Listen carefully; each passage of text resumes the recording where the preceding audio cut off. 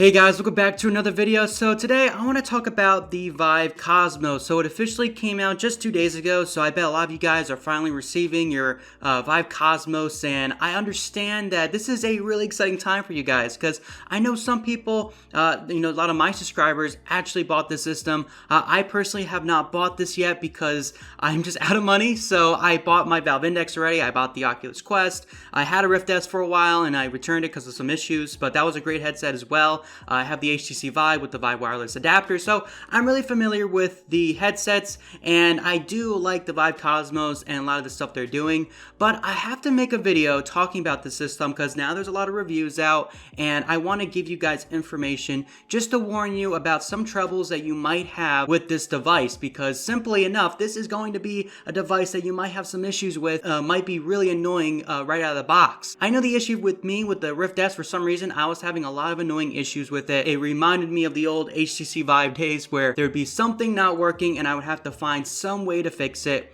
But the difference is that with the Valve Index, I didn't have any of those issues. It worked right out of the box, and it was really, really good. It looks like Valve understood their mistakes with HTC, because Valve actually worked with HTC with the design, and they partnered with them with the HTC, the original one, not the newest one, but they understood, and they had their system built, with Steam VR, so it was really easy to set up with the Valve Index. But with the Vive Cosmos, it looks like we're back to the beginning of VR, where there's a bunch of issues, and it might take a while for these things to be fixed, or maybe some of these issues will never be fixed. We don't know just yet, but I want to let you guys know some of the points that people have been making about this system so you can know exactly what to expect. Now, talking about the tracking, this is something that's really interesting. It looks like the controller is actually tracked by the light system that's in these controllers, which is kind of a cool idea, but this really means that if you don't have a good enough light in your room, or if your walls are like perfectly white and there's not much color in your room,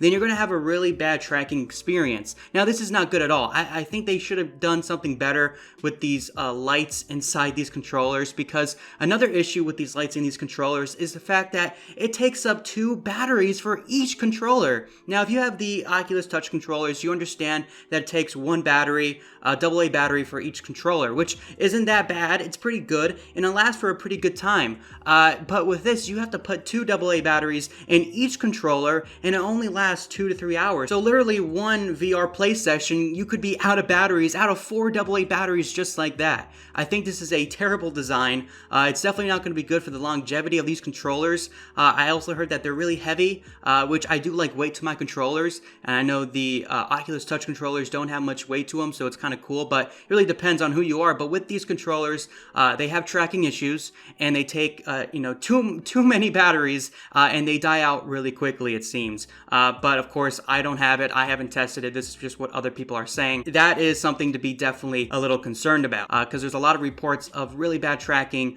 Of course, it doesn't work that close to your face. We had a similar issue with the Oculus Quest and the Rift S. They did say that they are working on a way to fix that, so it might be something eternal, some sort of software to fix that. Just like the Rift S and the Oculus Quest has done already, so that's some good news. And some of the games on Steam right now are not working currently with the Vive Cosmos. So some games that you might be playing, I don't know, maybe like Pavlov or some games, you will get a notification saying that this game isn't supportive of the Vive Cosmos. Now, that's pretty bad, right? But I believe this will be fixed soon after. I think games will start working with the Vive Cosmos, and things will, start getting better. But that's also some things that some of your current games will not work with the Vive Cosmos, at least for right now. That might be updated and changed really soon. I would expect it to be. Now, another interesting thing about this is that with the flip design, which is pretty cool, you can flip the headset up to see the real world. That means that you don't really have a tight fit that you would have with, for example, like a Rift S, or maybe even a Oculus Quest, or really any other VR headset that straps to your face and it stays really close. You have, usually the screen is really pushed onto your face and you feel it.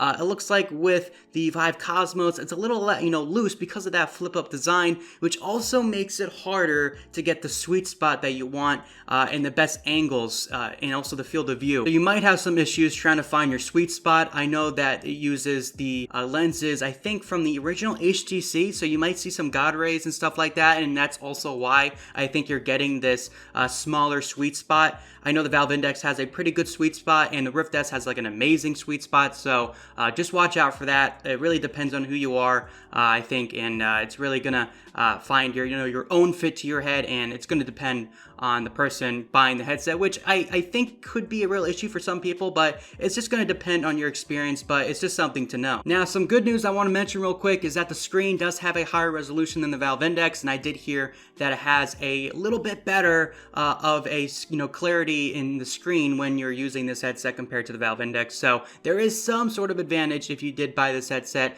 if you're looking for clarity, but of course you're sacrificing some FOV that the Valve Index would have given you. Another issue I see is some people are having installation issues, so basically updating the firmware and having your computer recognize that you have the Vive Cosmos actually installed on your computer, or actually just even plugged in the first place. So you might have some issues where if you do plug in your device, you might have to go onto another computer for it to recognize it. Hopefully that will be fixed too. That's also just another issue that could just be really annoying to solve.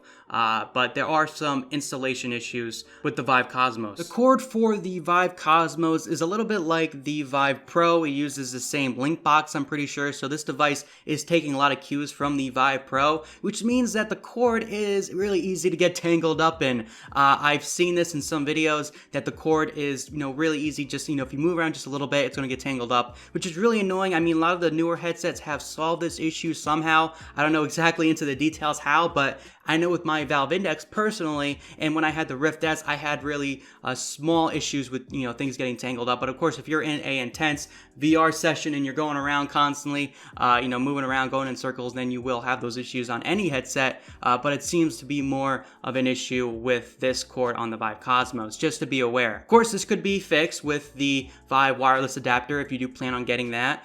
In a sense, you could avoid most of these issues because then you would be using maybe like a Valve Index controller or maybe the original Vive controller, so you wouldn't have the tracking issues.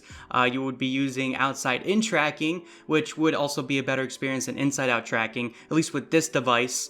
And you would experience some cool wireless gameplay without also those, annoying hiccups like I just mentioned. So the problem really with this headset is not that it's buggy or has these issues, it's really the price. I mean, are you really getting what you're paying for? Ultimately, you could be spending more than $700 to get the best experience possible, which is really annoying considering you could get another headset for basically the same amount of price or even cheaper and have better tracking, have even better comfort and clarity in the screen. Maybe for the Rift S, for example, you would be able to have a more comfortable experience, be close to your face, and you would have a bigger sweet spot, personally for you. Of course, considering if we're talking about the Rift S versus the Vive Cosmos, you don't have that manual adjustment to the IPD, so it really all depends. But you would be spending a lot more money. You would have to get an attachment to have the outside-in tracking. If you don't already have the base stations, you would need to spend almost like $300 or $200 just to get those. I bet you can even get those cheap on eBay, for example, but it just goes to show that this is a experience that you're gonna have to spend a little bit more money just to get. So me being a consumer like all of you guys checking out what headset we should get, I would say that the Vive Cosmos definitely isn't an option to get right now, at least. I would get it maybe later on when the money goes down to maybe like $500, and then you could get the attachments to get it, outside-in tracking and get the wireless adapter, which is going to make it even better. So this is going to be an awesome headset in time, but it seems that right now it's just a complete mess. For some people, maybe not for you if you did get this headset, but it does seem that it's definitely not worth the value, considering you could possibly get a better experience getting the Rift S, and you could have a easier setup with that, and also it almost costs as much as the Valve Index, and by the time you get these attachments to make the headset as good as it can be, you're basically going to be spending the same amount as a Valve Index. So it all depends, but that's my personal opinion, guys. So if you did get this headset, let me know what you thought about it down below. Have you had any of these issues? Maybe you haven't, maybe you're really enjoying it. Please let me know. I'm really interested because I personally didn't buy the headset, but I'm really interested to see what you guys are thinking of it so far. Alright guys, hope you enjoyed it, and I will see you in my next video. Peace out.